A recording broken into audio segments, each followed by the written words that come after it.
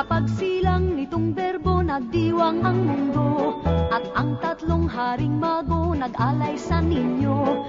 Naging diwa nitong Pasko ang mag-aginaldo.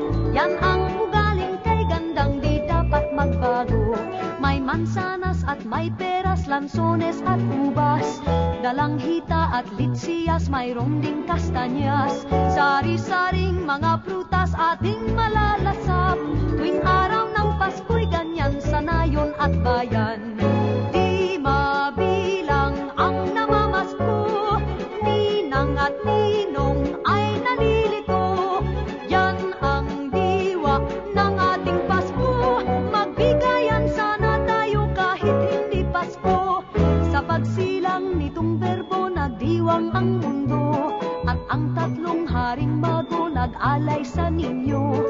Naging diwa nitong Pasko ang mag-aginaldo. Yan ang ugaling kay gandang di dapat magbago.